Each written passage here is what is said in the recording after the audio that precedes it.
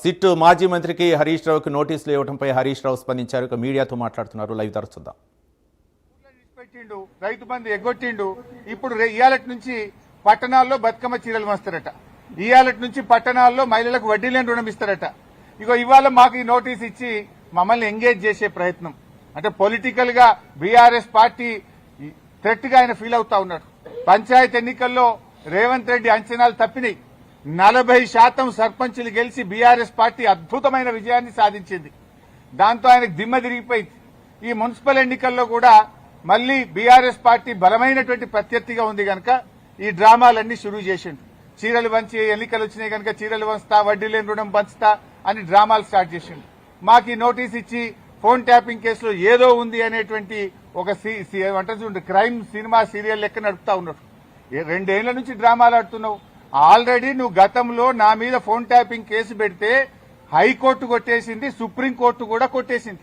నీ చెంప చెల్లుమనే విధంగా తీర్పు ఇచ్చింది. నువ్వు పెద్ద పెద్ద అడ్వకేట్లను, రాష్ట్ర ప్రభుత్వ డబ్బులను, కోట్లాది రూపాయల డబ్బులు ఖర్చు పెట్టి పెద్ద పెద్ద న్యాయవాదులను పెట్టినావు నా మీద.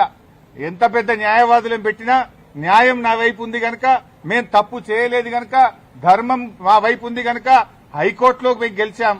సుప్రీంకోర్టు కూడా నీ చెంప చెల్లుమనే విధంగా నువ్వు స్పెషల్ లీవ్ పిటిషన్ వేస్తే కూడా కొట్టివేసింది. న్యాయం నిలబడ్డది, ధర్మం నిలబడ్డది. అయినా నువ్వు మళ్లీ పిలుస్తున్నావు. సుప్రీంకోర్టే కొట్టేసి ఇంకా మళ్ళీ పిలుచుడేంది డ్రామా? ఏంది డ్రామా? ఎన్ని రోజులు ఈ డ్రామా నడుపుతావు?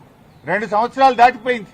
అంటే ఒక కంటిన్యూస్ గా ప్రజల్ని ఎంగేజ్ చేయాలని, మీడియాను డైవర్షన్ చేయాలని, ప్రజల అటెన్షన్ డైవర్షన్ చేయాలని. నువ్వు ఎంత డైవర్షన్ చేసినా నేను ఎడవం. నీ బొగ్గు కుంభకోణం గురించి నిలదీస్తూనే ఉంటాం. నువ్వు ఆంధ్రాకు అమ్ముడుపోయిన విధానాన్ని నిలదీస్తూనే ఉంటాం. ఎల్టీపీ పాలసీ ఇండస్ట్రీ కుంభకోణం గురించి నిలదీస్తూనే ఉంటాం. నీ పవర్ స్కామ్ గురించి నిలదీస్తూనే ఉంటాం. నీ యొక్క అవినీతి బాగోతాలు అన్ని కూడా బయట పెడుతూనే ఉంటాం. 6 గ్యారంటీల కోసం తెలంగాణ ప్రజల పక్షాన నిన్ను ప్రశ్నిస్తూనే ఉంటాం, నిలదీస్తూనే ఉంటాం. నేను ఈరోజు బీజేపీ కిషన్ రెడ్డి గారికి కూడా ఒక లేఖ రాస్తా ఉన్నా. కిషన్ రెడ్డి గారు, మీరే కేంద్ర బొగ్గు గనుల శాఖ మంత్రి. సింగరేణిలో 49% కేంద్ర ప్రభుత్వానికి వాటా ఉంది. సింగరేణిలో జరిగిన అవినీతి కుంభకోణాల గురించి నిన్న మీడియా సాక్షిగా బయటపెట్టినా. ఈ రోజు నీకు కూడా లెటర్ రాస్తా ఉన్నా.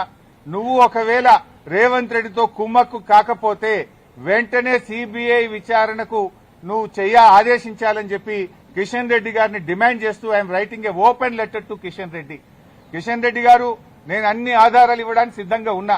రేవంత్ రెడ్డి బావమరిదే ఈ యొక్క కుంభకోణాన్ని ఎట్లా నడిపాడు, ఎట్లా ఈ టెండర్లన్నీ రింగు చేశాడు, మరి కోల్ ఇండియాలో గాని, అదేవిధంగా వెస్టర్న్ కోల్ ఫీల్డ్స్ లో గాని, గతంలో సింగరేణిలో గాని ఎప్పుడైనా -10 నుంచి -20 టెండర్లు పోతుండే. ఈ సైట్ విజిట్ సర్టిఫికెట్ పెట్టిన తర్వాత మరి ఎవరెవరు టెండర్లు వేస్తున్నారో తెలిసి రేవంత్ రెడ్డి బావమరిది ఆ కాంట్రాక్టర్లను బెదిరించి వాళ్ళు ఏ రకంగా ప్లస్ టెండర్లు, ఆయన పొందిండు టెండరు, ఆయన ఎవరనుకుంటే వాళ్ళకి టెండర్ వస్తుంది, ఎవరనుకుంటే వాళ్ళకి సైట్ విజిట్ సర్టిఫికెట్ వస్తుంది. 9E బ్లాక్ ఒక్కటే రద్దు చేయడం కాదు, ఈ టెండర్లు రద్దు చేయాలి. దీని మీద సిబిఐ విచారణ జరపాలని నేను నిన్న డిమాండ్ చేసిన. ఇలా వ్రాతపూర్వకంగా కూడా కిషన్ రెడ్డి గారికి I'm writing A open letter.